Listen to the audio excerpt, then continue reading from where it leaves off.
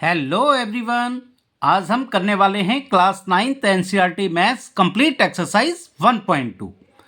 First question में हमें given है state whether the following statements are true और फॉल्स, जस्टिफाई योर आंसर्स। यहाँ आपको 3 स्टेटमेंट्स गिवन हैं और आपको ये बताना है कि कौन सी स्टेटमेंट ट्रू है और कौन सी फॉल्स है। आपको अपने आंसर को जस्टिफाई भी करना है। फर्स्ट पार्ट से स्टार्ट करेंगे। फर्स्ट पार्ट में गिवन है every irrational number is a real number. First part में स्टेटमेंट गिवन है कि सभी इरेशनल नंबर रियल नंबर्स होते हैं। तो पहले हम थोड़ा सा इस पर बात कर लेते हैं कि रियल नंबर, रेशनल नंबर और इरेशनल नंबर क्या होते हैं। तो देखिए, रियल नंबर जो होता है इसके 2 पार्ट होते हैं रियल नंबर के। एक होता है rational number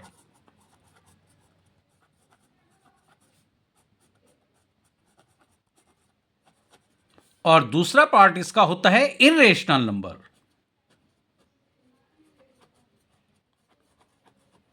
irrational number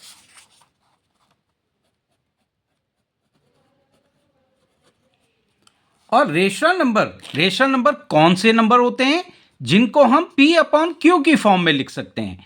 P upon Q की फॉर्म में, जैसे 0, 2 अपॉन 3, 4 अपॉन 5 या फिर 1.2। अब आप अगर ये सोच रहे हैं कि 0 तो P अपॉन क्यू की फॉर्म में नहीं है, तो देखिए 0 को हम 0 अपॉन 1 लिख सकते हैं, ये P अपॉन क्यू की फॉर्म में हो गया। लेकिन यहां पे कुछ कंडीशंस भी हैं कि P और Q दोनों इंटीजर्स होने चाहिए और Q यानी डिनोमिनेटर वो 0 के इक्वल नहीं होना चाहिए। तो रेशनल नंबर वो नंबर होते हैं जिन्हें हम P अपॉन क्यू की फॉर्म में लिख सकते हैं, जहां P और Q दोनों इंटीजर्स होने चाहिए और Q की जगह 0 नहीं होना चाहिए। अब ऐसे ही 1.2 है, तो ये रेशनल नंबर कैसे हो जाएगा, क्योंकि ये तो P अपॉन क्यू की फॉर्म में नहीं दिख रहा है। तो देखिए 1.2 इसको हम लिख सकते हैं 12 अपॉन 10, पॉइंट हटाएंगे और नीचे 10 से डिवाइड कर देंगे, तो ये P अपॉन क्यू की फॉर्म में आ गया है। यहाँ पे 12 और 10 दोनों इंटीजर्स हैं और Q यानी नीचे डिनोमिनेटर में 0 नहीं है। तो ये सारे इस तरह के सारे नंबर होते हैं रेशनल नंबर। अब अगर हम इरेशनल नंबर की बात करें तो देखिए इरेशनल नंबर होते हैं जैसे √2 और √5। अब आप कहेंगे √2 को तो हम √2 अपॉन 1 लिख सकते हैं, इसकी वैल्यू भी √2 ही होगी, तो ये तो P अपॉन क्यू की फॉर्म में हो गया है। लेकिन मैंने आपको बताया था इसकी और भी कंडीशन होती है रेशनल नंबर की, कि वो जो P और Q जो न्यूमरेटर और डिनोमिनेटर में हमने लिखा है ये दोनों रेशनल नंबर इंटीजर्स होने चाहिए। लेकिन √2 जो है इंटीजर नहीं है, तो इसलिए √2 जो है रेशनल नंबर नहीं हो सकता। इसी तरह √5 है, √5 को हम √5 अपॉन 1 तो लिख सकते हैं, लेकिन यहां √5 जो है वो इंटीजर नहीं है, तो इसलिए √5 जो है वो रेशनल नंबर नहीं हो सकता। रियल नंबर के 2 पार्ट होते हैं, रेशनल नंबर और इरेशनल नंबर। अगर हम कहें कि सभी रेशनल नंबर रियल नंबर होते हैं तो बिल्कुल होते हैं, क्योंकि रियल जो रेशनल नंबर है वो रियल नंबर का ही पार्ट है। इसी तरह अगर हम कहें सभी रेशनल नंबर रियल नंबर होते हैं तो बिल्कुल सही है, सभी रेशनल नंबर रियल नंबर होंगे। लेकिन अगर हम ये बोलें सभी रियल नंबर रेशनल नंबर होते हैं तो ये फॉल्स हो जाएगा, क्योंकि सभी रियल नंबर रेशनल नंबर नहीं हो सकते, क्योंकि इरेशनल नंबर भी हो सकते हैं। इसी तरह हम अगर ये कहें कि सभी रियल नंबर इरेशनल नंबर होते हैं तो ये भी गलत होगा, क्योंकि रियल नंबर वो रेशनल नंबर भी तो हो सकता है। कोई जरूरी नहीं है कि सारे जो रियल नंबर हैं वो इरेशनल नंबर होंगे, क्योंकि वो रेशनल नंबर भी हो सकते हैं। अब हम इसके फर्स्ट पार्ट को करेंगे। देखिए फर्स्ट पार्ट में हमें गिवन है every irrational number is a real number, means जो सभी इरेशनल नंबर होते हैं, सभी इरेशनल नंबर वो रियल नंबर होते हैं। फर्स्ट पार्ट में ये गिवन है। तो देखिए मैंने आपको बताया था कि सभी इरेशनल नंबर वो रियल नंबर होते हैं, इसी तरह सभी रेशनल नंबर भी रियल नंबर होते हैं। तो हमें यही बोला है स्टेटमेंट में every irrational number is a real number, तो बिल्कुल सही है, सभी इरेशनल नंबर रियल नंबर होते हैं। तो फर्स्ट पार्ट का हम आंसर लिख लेंगे। फर्स्ट पार्ट का जो आंसर है वो हो जाएगा ट्रू, और हमें जस्टिफाई भी करना है, तो इसके लिए हम लिख लेंगे because real number is a collection of rational and irrational numbers। यही आपका आंसर होगा। अब हम कर लेते हैं इसका सेकंड पार्ट। सेकंड पार्ट में हमें गिवन है every point on the number line is of the form root m where m is the natural number. Second part में हमें स्टेटमेंट में कहा है कि जो नंबर लाइन होती है उसका हर एक पॉइंट रूट एम की फॉर्म का होता है, जहां की एम एक नेचुरल नंबर है। तो देखिए नंबर लाइन पहले समझ लेते हैं। ये नंबर लाइन है, यहाँ पे 0 होता है, यहाँ पे 1, यहाँ पे 2, यहाँ पे 3, इस तरह से यहाँ पे -1, यहाँ पे -2 और यहाँ पे -3। अब हमें पूछा है स्टेटमेंट में हमें गिवन है कि every point on the number line is of the form root M. हर एक पॉइंट यानी -3, -2, -1, 0, 1, 2, 3 जो भी नंबर होते हैं नंबर लाइन में वो सारे रूट एम की फॉर्म में होते हैं। तो देखिए रूट एम की फॉर्म में कैसे हो सकते हैं, जैसे अगर हम ये -1 है, इसको तो हम लिख सकते हैं रूट एम रूट 1, इसकी वैल्यू भी 1 ही होती है। इसी तरह अगर हम यहां पे लिख लें जो 2 है, इसको हम लिख सकते हैं रूट 4, इसकी वैल्यू 2 होगी। इसी तरह यहां पे 3 है, अगर हम इसको रूट 9 लिख लें तो इसकी वैल्यू भी 3 होती है। मीन्स 1 को हम रूट 1 लिख सकते हैं यानी रूट एम की फॉर्म में लिख सकते हैं जो स्टेटमेंट में गिवन है। 2 को हम रूट 4 लिख सकते हैं जो रूट एम की फॉर्म में है। 3 को हम लिख सकते हैं रूट 9 क्योंकि इसकी वैल्यू 3 होती है और ये रूट एम की फॉर्म में है। देखिए रूट 1, रूट 4, रूट 9 ये रूट एम की फॉर्म में है। लेकिन इन नंबर को तो हम लिख सकते हैं जो पॉजिटिव इंटीजर्स हैं, लेकिन जो नेगेटिव नंबर है इसको हम रूट -3 या रूट -2 इस तरह से नहीं लिख सकते हैं। तो हमारी ये जो स्टेटमेंट गिवन थी second, every point on the number line is of the form root m, तो देखिए रूट एम की फॉर्म में नहीं हो सकते हैं। ये नंबर तो हो सकते हैं लेकिन जो नेगेटिव नंबर्स हैं ये रूट एम की फॉर्म में हम नहीं लिख सकते हैं। तो सेकंड स्टेटमेंट हो गई है आपकी फॉल्स। तो सेकंड का आंसर हम लिख लेंगे फॉल्स, और जस्टिफाई भी करना है तो इसके लिए हम लिख लेंगे नेगेटिव नंबर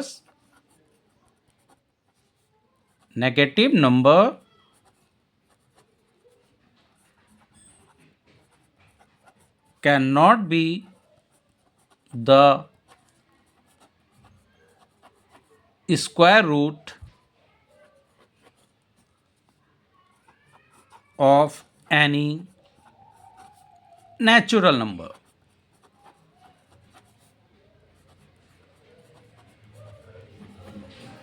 यही आपका आंसर होगा।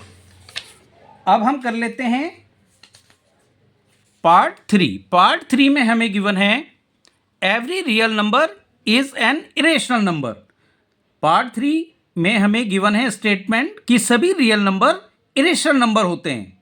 तो देखिए ये तो हमने पहले भी देखा है कि जो सभी रियल नंबर होते हैं वो सिर्फ इरेशनल नंबर नहीं हो सकते हैं क्योंकि रेशनल नंबर भी होते हैं। ये हमने अभी थोड़ी देर पहले देख लिया था कि सभी रियल नंबर, अगर हम कहें सभी जो रियल नंबर हैं वो इरेशनल नंबर होते हैं तो ये फॉल्स होगा क्योंकि रेशनल नंबर भी हो सकते हैं। इसी तरह सभी रियल नंबर जो है रेशनल नंबर नहीं हो सकते हैं क्योंकि हो सकता है वो इरेशनल नंबर हो। तो ये स्टेटमेंट जो हमें गिवन है every real number is an irrational number, सभी रियल नंबर इरेशनल नंबर होते हैं, ये हो जाएगा फॉल्स क्योंकि हो सकता है रेशनल नंबर ही हो। तो ये स्टेटमेंट हो जाएगी फॉल्स। तो थर्ड पार्ट का हम आंसर लिख लेंगे फॉल्स। और हमें यहां पे गिवन है, इसका हम एग्जाम्पल भी दे लेंगे।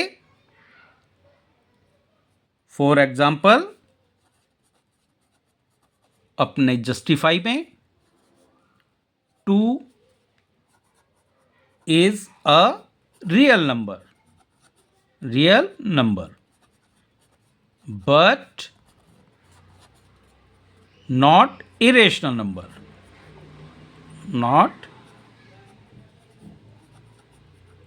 irrational number। यही आपका आंसर होगा। अब हम कर लेते हैं क्वेश्चन नंबर 2। क्वेश्चन 2 में हमें गिवन है, are the square root of the positive integers irrational? If not, give an example of the square root of a number that is a rational number। तो देखिए क्वेश्चन 2 में हमें पूछा है, क्या सभी पॉजिटिव इंटीजर्स का यदि स्क्वायर रूट निकाला जाए तो वो सभी के सभी इरेशनल होंगे? यदि नहीं होंगे तो एक ऐसा एग्जांपल दीजिए कि स्क्वायर रूट करने पे जो रिजल्ट आए वो एक रेशनल नंबर आए।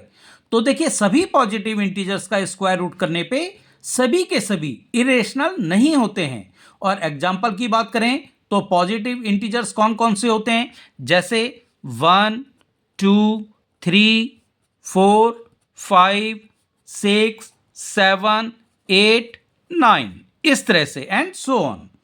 अब हम अगर 1 को ले लें तो √1 = 1, जो कि एक रेशनल नंबर है। इसी तरह √4 को अगर ले लें तो इसकी वैल्यू आ जाएगी 2, ये भी एक रेशनल नंबर है। इसी तरह अगर √9 ले लें तो इसकी वैल्यू आ जाएगी 3, ये भी एक रेशनल नंबर है। और हमें पूछा था, are the square root of all positive integers irrational? सभी जो पॉजिटिव इंटीजर्स हैं इनके जो स्क्वायर रूट होता है वो इरेशनल होता है। तो बिल्कुल नहीं होता है। देखिए ये तो रेशनल हो गया, ये भी रेशनल हो गया, ये भी रेशनल हो गया। तो जो पार्ट नंबर सेकंड क्वेश्चन है इसका आंसर आ जाएगा, यहां हम सेकंड वाले का आंसर लिख लेंगे, the square root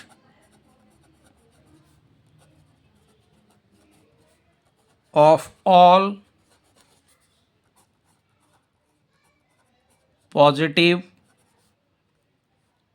integers are not irrational number।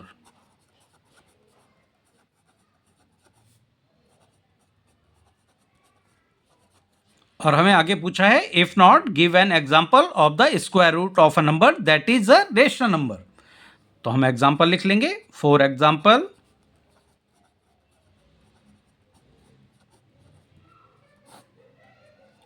√4 = 2 and 2 is a rational number।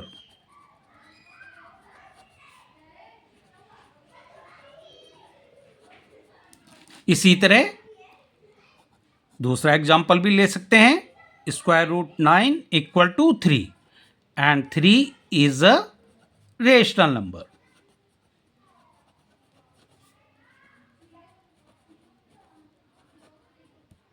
यही आपका आंसर होगा क्वेश्चन नंबर 2 का। अब हम कर लेते हैं क्वेश्चन नंबर 3। क्वेश्चन 3 में हमें गिवन है, show how √5 can be represented on the number line. दिखाइए कि √5 को नंबर लाइन में कैसे रिप्रेजेंट करेंगे। तो देखिए इसे सॉल्व किया जाएगा कंस्ट्रक्ट के मेथड से, यानी हम कंस्ट्रक्ट करेंगे और नंबर लाइन में हम रिप्रेजेंट करेंगे √5 को। तो चलिए स्टार्ट करते हैं।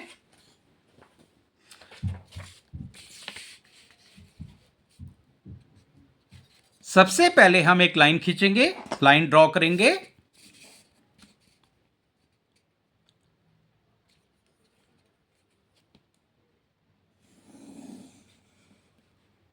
और इक्वल डिस्टेंस पे हम इसको मार्क कर देंगे। मैं 1 इंच का डिस्टेंस ले रहा हूं हर पॉइंट के बीच में, आप 1 सेंटीमीटर का भी ले सकते हैं। अब देखिए ये एरो इधर आ जाएगा, ये एरो इधर आ जाएगा।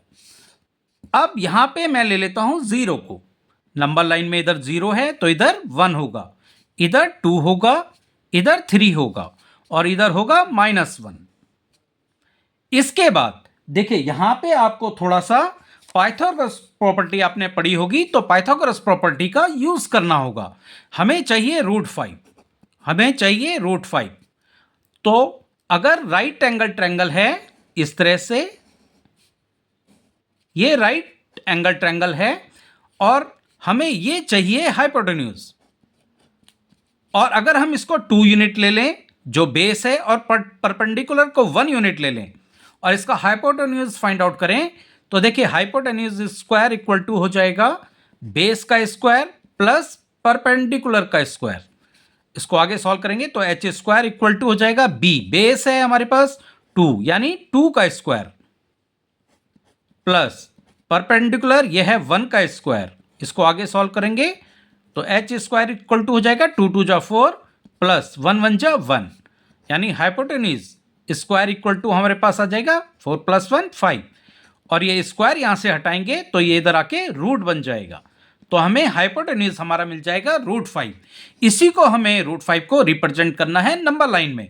मीन्स यहां जो है बेस हम ले लेंगे 2 यूनिट और ये परपेंडिकुलर ये हम लेंगे 1 यूनिट, तो हमें √5 इजीली फाइंड आउट हो जाएगा। तो हम यही काम करेंगे, इधर हम ले लेंगे 2 यूनिट यानी 0 से इधर तक, यानी यहां तक ये हमारा बेस हो जाएगा 2 यूनिट का, और इधर हम ले लेंगे परपेंडिकुलर में 1 यूनिट। तो चलिए सबसे पहले हम यहां 0 पे यहां से हम 90 डिग्री का एंगल बनाएंगे, क्योंकि राइट एंगल बनाना है उसके लिए हम यहां से 90 डिग्री का एंगल बना लेते हैं। अब हमें 1 यूनिट, इधर 2 यूनिट मिल गई है, यहां से लेकर यहां तक 2 यूनिट है, और परपेंडिकुलर हमें चाहिए 1 यूनिट। तो 1 यूनिट हम यहां से देख लेते हैं, 1 यूनिट यहां से ले लेंगे,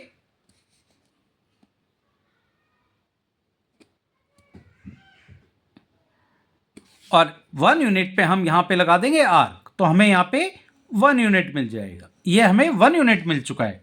अब सिंपली हमें इसको और इसको यहां से इसको ज्वाइन कर लेना है, ये हम कर लेंगे ज्वाइन। तो देखिए यहां से यहां तक ये हमारा हो गया है 2 यूनिट, यहां से लेकर यहां तक, और ये जो है ये है 1 यूनिट यहां से लेकर यहां तक।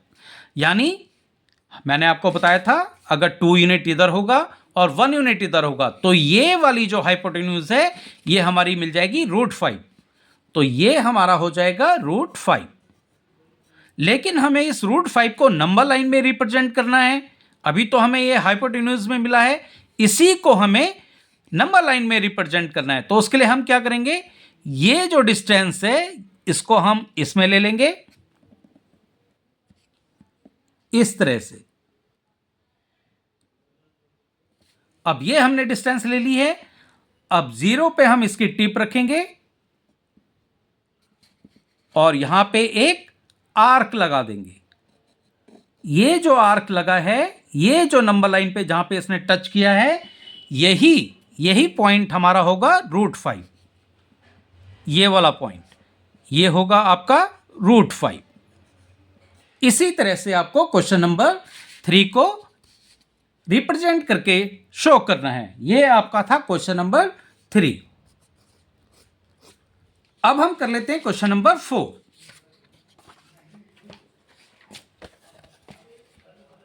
क्वेश्चन 4 में हमें गिवन है classroom activity constructing the square root spiral.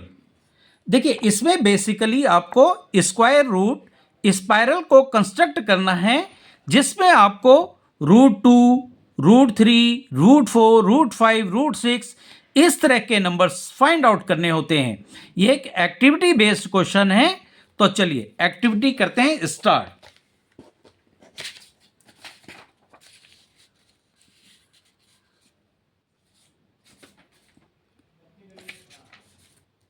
इसमें हम सबसे पहले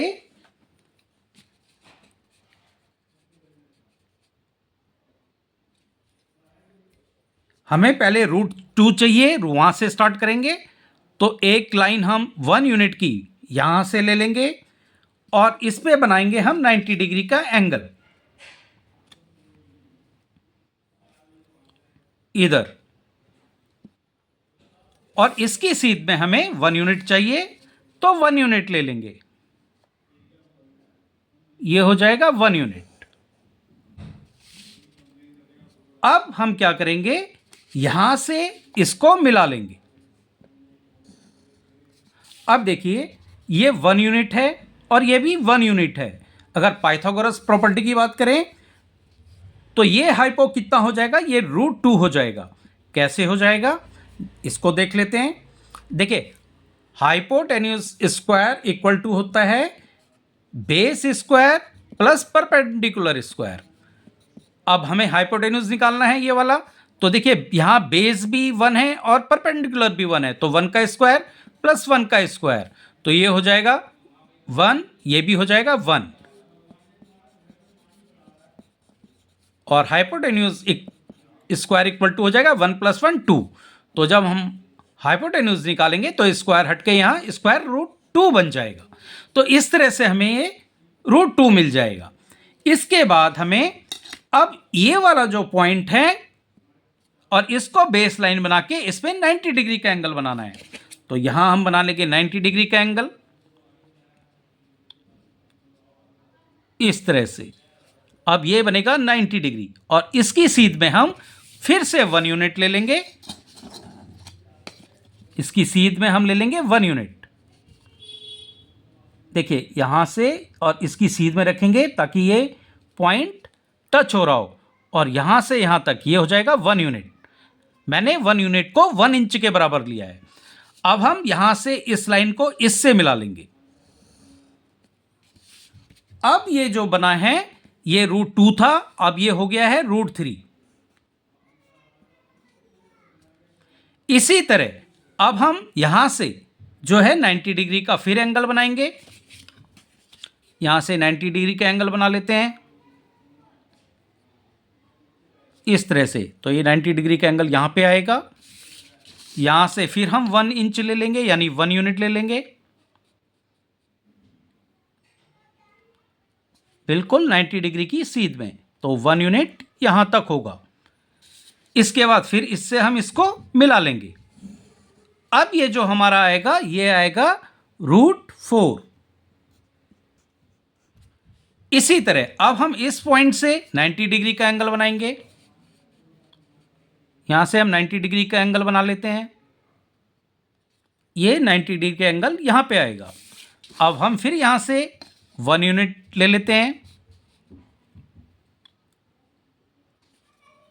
यहां से हमने 1 यूनिट ले लिया और यहां से फिर हम इसको ज्वाइन कर लेंगे। ये आपका हो जाएगा √5। इसी तरह से आपको ये कंटिन्यू रखना है। फिर यहां पे हो जाएगा √6। यहां से अब आप 90 डिग्री का एंगल बनाएंगे, 1 यूनिट लेंगे और फिर यहां से इसको ज्वाइन कर लेंगे। फिर आपका √6 मिल जाएगा। इसी तरह √7 मिल जाएगा। अब देखिए यहां पे इसको हम नाम दे देते हैं, इसको O दे देते हैं, इसको P दे देते हैं। ये हो जाएगा P1, ये हो जाएगा P2, ये हो जाएगा P3 और ये हो जाएगा P4। इसी तरह आगे आप इसको कंटिन्यू कर सकते हैं, P5, P6, P7। और ये जो हाइपोटेन्यूज है ये √2, √3, √4, √5 और आगे कंटिन्यू होती जाएगी √6, √7। अब यहां पे जो OP1 है इसको हम लिख भी लेते हैं। OP1 ये हमारे पास आ गया है √2 ये वाला। इसी तरह OP2 ये हमारे पास आ गया है √3। इसी तरह OP3 ये आ गया है √4। इसी तरह OP4 ये आ गया है √5। तो इसी तरह से आपको ये कंटिन्यू कंस्ट्रक्ट करते रहना है। तो इसी तरह से आप इसे आगे कंटिन्यू करेंगे। तो आज आपकी एक्सरसाइज 1.2 हो गई है कंप्लीट। वीडियो पसंद आई हो तो चैनल को सब्सक्राइब कर बेल आइकन को प्रेस कर लीजिएगा ताकि आपको आने वाली सभी वीडियोस का नोटिफिकेशन मिलता रहे। Thank you.